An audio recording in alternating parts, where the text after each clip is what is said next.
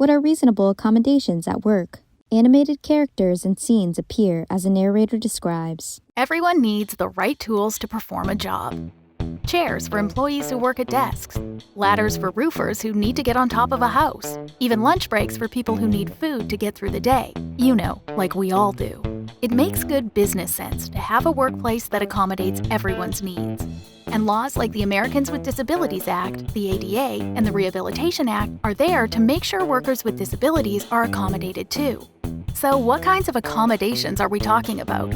Special privileges for special people, right? Gold-plated hover chairs? Trained seeing eye unicorns? Not even close. Turns out employees with disabilities aren't particularly special, and neither are the accommodations they need to do their jobs. In fact, they're pretty reasonable. Literally, it's why the ADA calls them reasonable accommodations.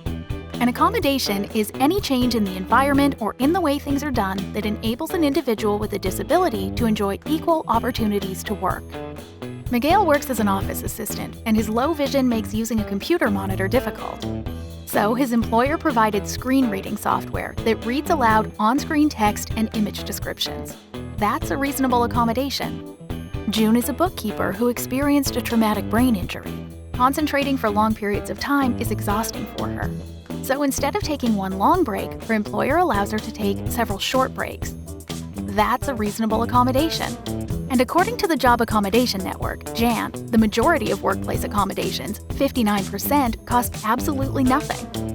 But if there is an expense, there are tax credits and other incentives out there to support businesses in creating a more accessible workplace. So how do you go about getting a reasonable accommodation? You're the expert on what you need, so if you need something, ask for it. Step 1. Research simple solutions. While you may be the only employee at your job with your disability, odds are that someone somewhere has the solution you're looking for. Resources like JAN have whole catalogs of useful, real-life situations to learn from. Step 2. Notify your employer. Notifying your employer of your need for an accommodation starts the process, whether you speak with them or send them an email. You may need to provide a medical letter or other documentation if requested. You do not need to tell your employer everything about your disability, just how it might affect your job duties. Step 3. Negotiate. Finding the right accommodation is not a one-stop process. It's an interactive back-and-forth conversation. Your employer may propose a different accommodation than the one you suggested. Consider whether their idea would be effective, or make another suggestion. And you may need to propose more than one accommodation before finding one that works for everyone. Step 4. Approach a higher-level colleague.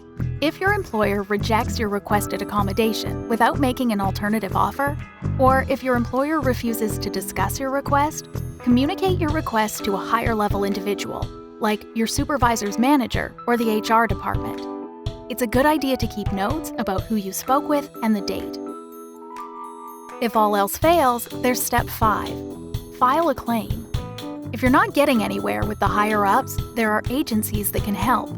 Filing a claim involves a lot of paperwork and sometimes short deadlines, so it's important to move quickly. No matter what steps you take, always remember that asking for reasonable accommodations is not about getting special favors. It's about getting what you need to get your job done. For more information, contact Disability Rights New Jersey at 800-922-7233, disabilityrightsnj.org, or at 210 South Broad Street, 3rd floor, Trenton, New Jersey, 08608.